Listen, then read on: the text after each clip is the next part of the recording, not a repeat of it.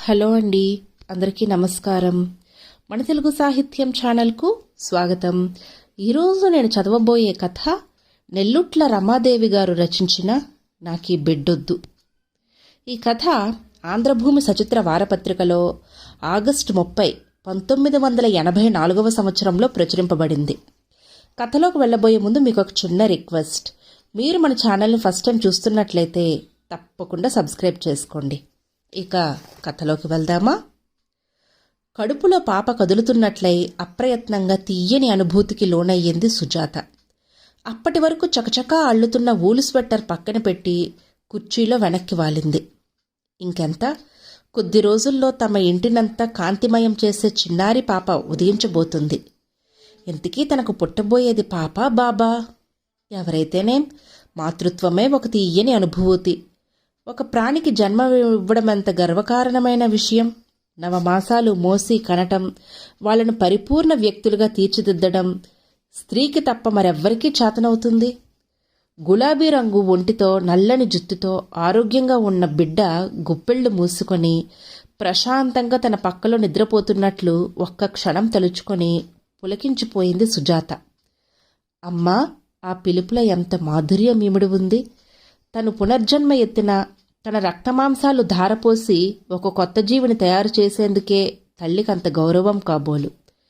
బయట కలకలం వినిపించి కుర్చీలో నుంచి లేచి వెళ్లి కిటికీలో నుంచి బయటికి చూసింది సుజాత. స్కూలు విడిచినట్టున్నారు. పిల్లలంతా చేతిలో బ్యాగులు, టిఫిన్ బాక్సులు పట్టుకుని బిలబిలా కదిలిపోతున్నారు. రకరకాల కబుర్లు చెప్పుకుంటూ గలగలా నవ్వుకుంటూ ఆనందమంతా వాళ్ళదేనన్నట్టు పోతున్న ఆ పిల్లలను చూడగానే సుజాత మనసు ఆనందంతో నిండిపోయింది. తను బాల్యంలో ఇలాగే ఆడుతూ పాడుతూ ఉండేది. ఎంత తొందరగా గడిచిపోయాయి ఆ రోజులన్నీ. సుజాతకి ఎందుకో తను చిన్నప్పుడు చదువుకున్న బార్ బార్ ఆతీ హై ముజ్కో మధుర్ యాద్ బచ్పన్ అన్న హిందీ కవిత గుర్తుకు వచ్చింది.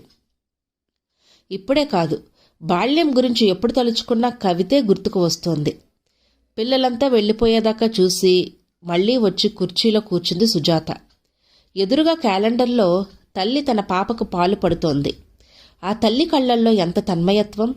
ఆ పక్కనే ఫోటో ఫ్రేమ్లో నవ్వుతున్న బాబు, ఉంగరాల జుట్టుతో, చేతిలో విమానం బొమ్మతో చక్కటి చిరునవ్వు నవ్వుతున్నాడు.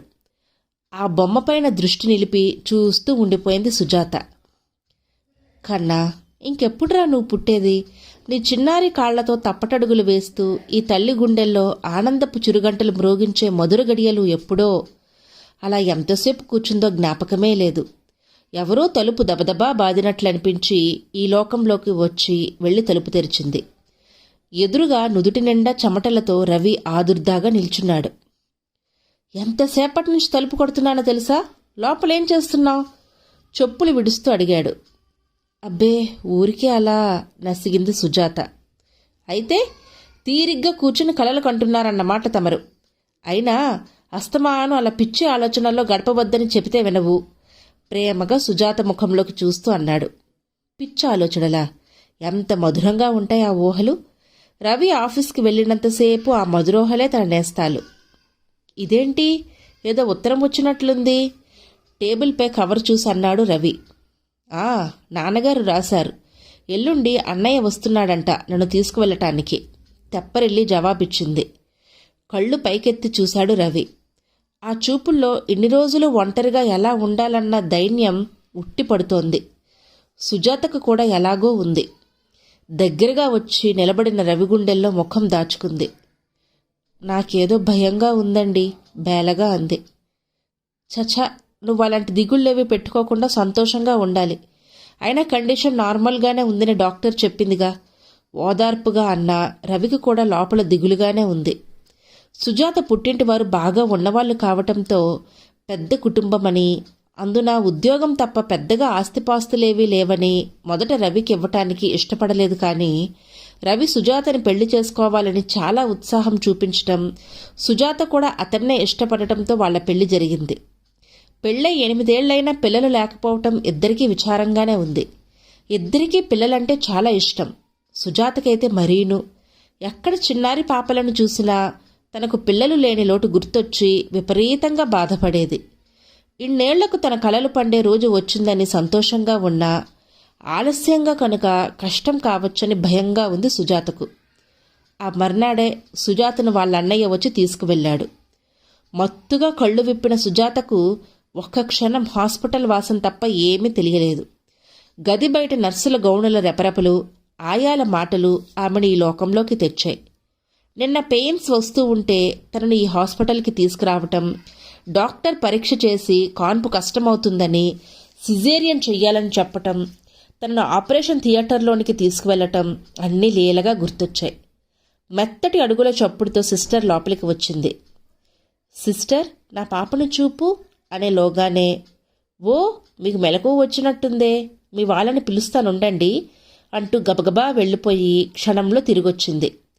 ఈసారి ఆమె వెంట సుజాత తల్లి వదిన ఉన్నారు. ఒంట్లో ఎలా ఉంది తల్లి అంటూ పక్కన స్టూల్ పైన కూర్చుంది సుజాత తల్లి. ఆమె కళ్ళు బాగా ఏడ్చినట్లు ఎర్రగా ఉన్నాయి. తనకేమవుతుందో అని ఆదుర్దా పడ్డట్టుందమ్మ. అయినా ఇంక చూడక మునిపే తన పాపపై ఇంకా తనకింత ప్రేమ ఉండగా ఇన్నేళ్లు పెంచిన తల్లికి ఉండటంలో వింత ఏముంది అనుకుంది. అమ్మా, ఎంతకీ నాకు పాప బాబా తల్లిని అడిగి, సిస్టర్ చూపించవు సిస్టర్ కేసి తిరిగి అంది సుజాత. పాపే అంది సుజాత వదిన సుజాత కేసి జాలిగా చూస్తూ. సిస్టర్ సుజాత కేసి సానుభూతిగా చూస్తూ స్టాండ్ ఉయ్యాల కేసి నడిచింది మౌనంగా. తల్లి కేసి చూసింది సుజాత.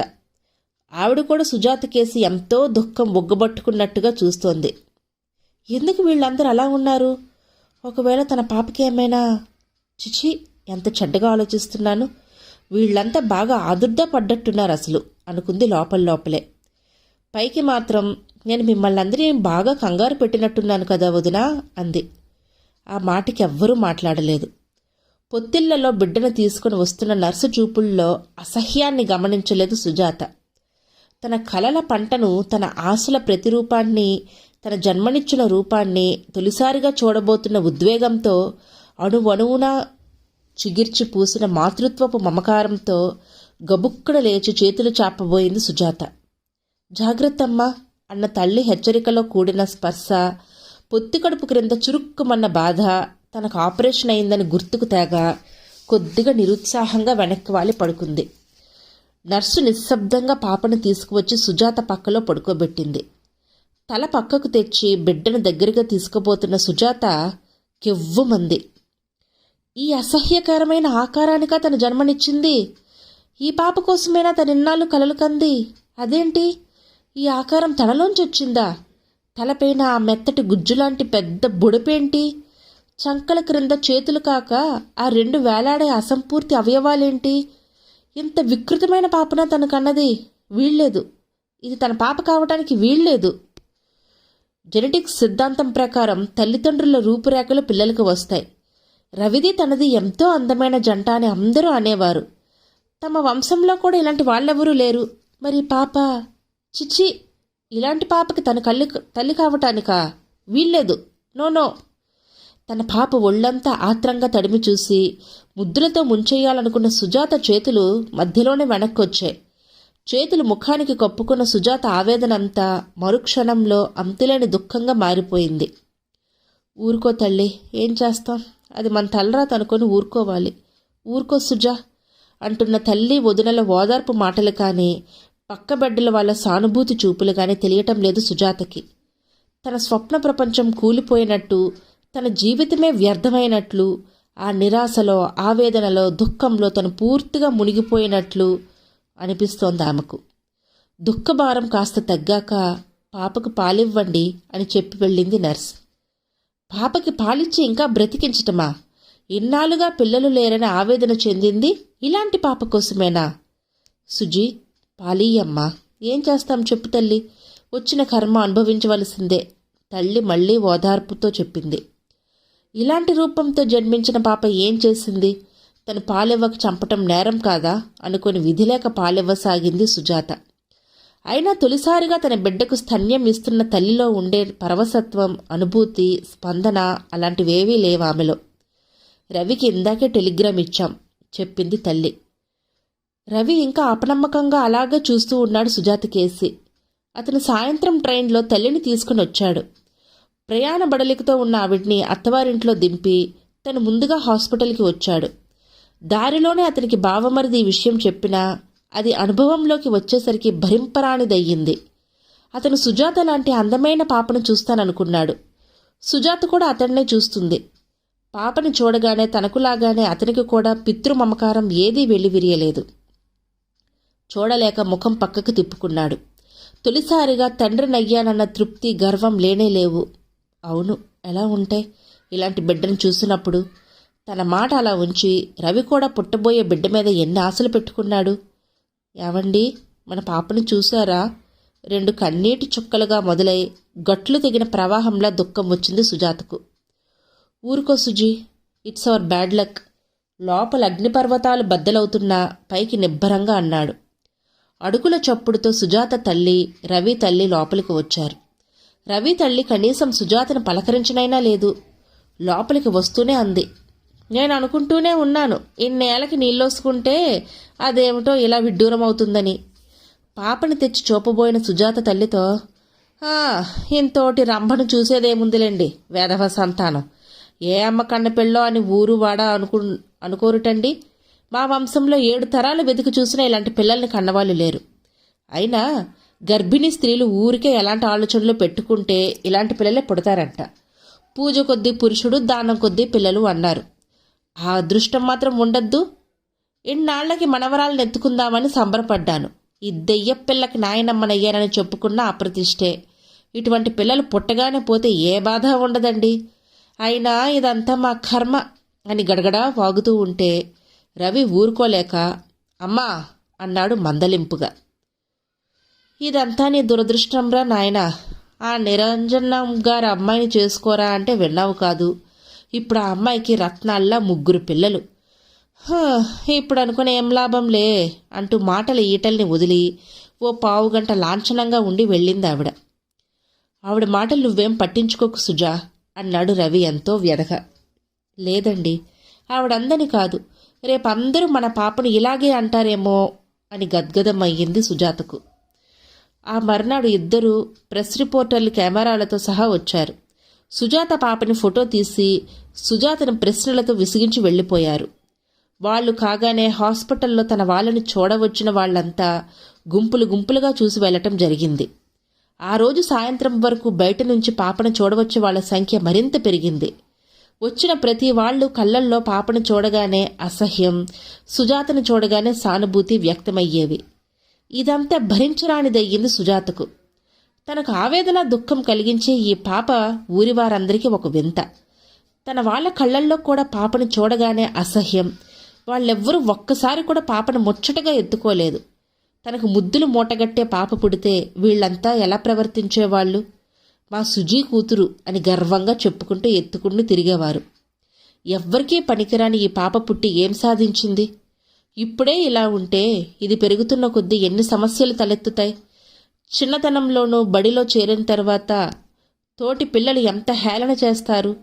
తన చిన్నప్పుడు క్లాసులో ఓ నల్లటి అమ్మాయి ఉంటే ఆమెనంతా నల్లకాకి అని ఏడిపించేవారు తక్కిన పిల్లలు.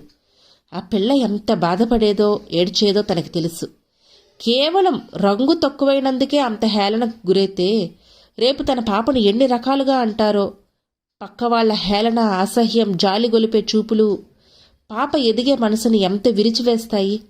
పెద్దయిన తర్వాత పాపని ఎవరు పెళ్ళి? ఇక ఆలోచించలేకపోయింది సుజాత. ఆ సాయంత్రం డాక్టర్ వార్డులు తిరుగుతూ సుజాత వద్దకు వచ్చింది. ఇలా ఎందుకు జరిగింది డాక్టర్?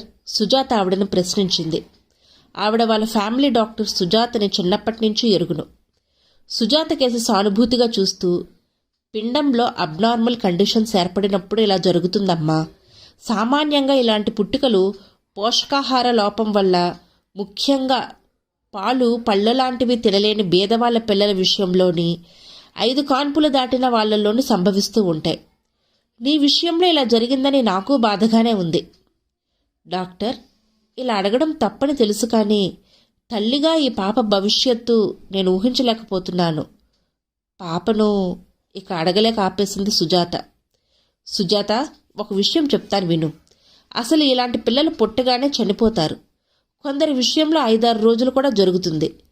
పాపని ఏదైనా చెయ్యమని నన్ను అడుగుతున్నావంటే నీ తల్లి మనసు ఎంత బాధపడ్డాక ఈ నిర్ణయానికి వచ్చిందో ఒక ఆడదానిగా నేను అర్థం చేసుకోగలనమ్మా. కానీ ఒక డాక్టర్గా ప్రాణాలు పోయటానికే ప్రయత్నిస్తాను కానీ తీయలేను. ఐఎమ్ సారీ అంటూ డాక్టర్ వెళ్ళిపోయింది. ఆ రాత్రంతా పాప పాలు సరిగ్గా తాగలేదు, నిద్ర కూడా పోలేదు. డాక్టర్ వచ్చి చూసి తెల్లవారితే కానీ ఏ విషయం చెప్పలేనంది. ఆ మర్నాడు తన పక్కలో చల్లగా తగిలిన బిడ్డను చూసుకొని ఆనందమో విషాదమో తెలియని స్థితిలో కరువు తీరా ఏడ్చింది సుజాత. అసహజంగా వికృతంగా ఉన్న పిల్లలకు జన్మనిచ్చి తమ వాళ్ల నిష్ఠూర వాక్యాలను, సానుభూతిని, కొందరి అసహ్యాన్ని దిగమింగి అంతులేని క్షోభను అనుభవించే ప్రతి ఒక్క తల్లికి ఈ కథను అంకితం చేశారు రచయిత్రి గారు. ఇదండి కథ. ఈ కథ కనుక మీకు నచ్చినట్లయితే లైక్ చేయండి, షేర్ చేయండి. అలాగే మరిన్ని ఇంట్రెస్టింగ్ కథల కోసం మన ఛానల్ను తప్పకుండా సబ్స్క్రైబ్ చేసుకోండి. Thank you.